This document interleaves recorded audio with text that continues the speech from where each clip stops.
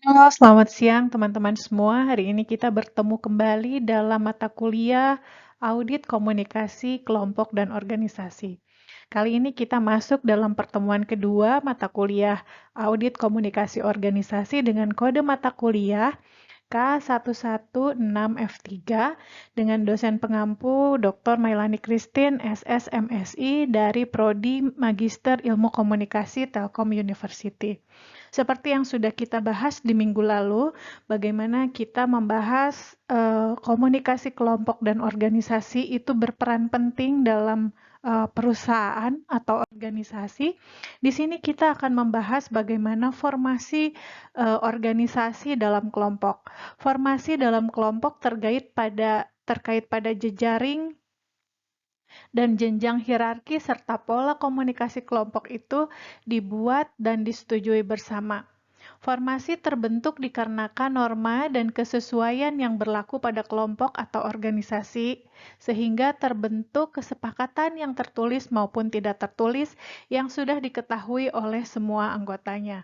Jadi mungkin ada beberapa pemikiran yang menganggap bahwa hierarki itu tidak penting.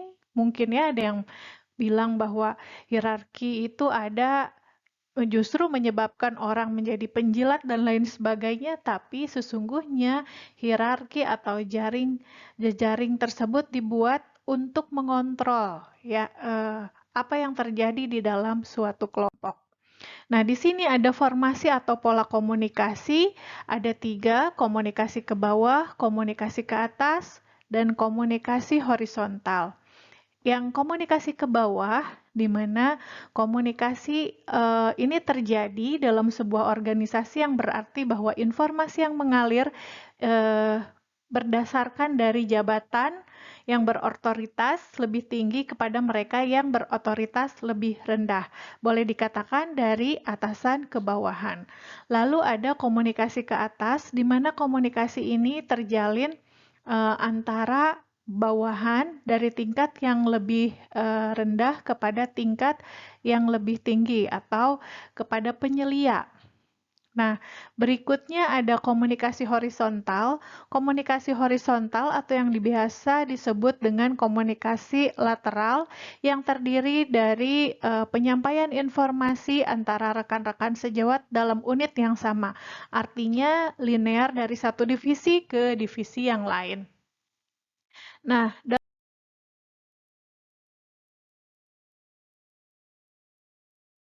berikutnya ada proses pengorganisasian, di mana di sini pemerincian seluruh pekerjaan yang harus dilaksanakan untuk mencapai tujuan organisasi itu diidentifikasi, kemudian pembagian pekerjaan menjadi kegiatan-kegiatan yang secara logik dapat dilaksanakan oleh setiap individu, kemudian pengadaan dan pengembangan suatu mekanisme untuk mengkoordinasikan pekerjaan kepada anggota organisasi menjadi kesatuan yang terpadu dan harmonis.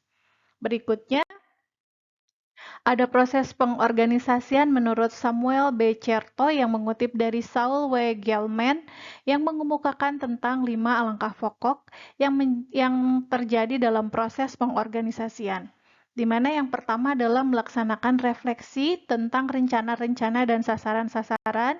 Yang kedua, menetapkan tugas-tugas pokok. Yang ketiga, membagi tugas-tugas pokok menjadi tugas-tugas bagian. Kemudian mengalokasikan sumber daya dan petunjuk-petunjuk untuk tugas-tugas bagian tersebut dan mengevaluasi hasil-hasil dan strategi pengorganisasian yang diimplementasikan. Nah, teman-teman dari berbagai pandangan yang sudah kita bahas di minggu pertama, ada satu hal yang bisa kita gali di sini ketika kita membutuhkan komunikasi organisasi itu ketika kita ingin berjalan bersama-sama, maka pergilah dalam sebuah kelompok.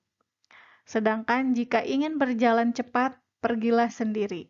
Jadi, tentu saja bersama-sama itu lebih baik.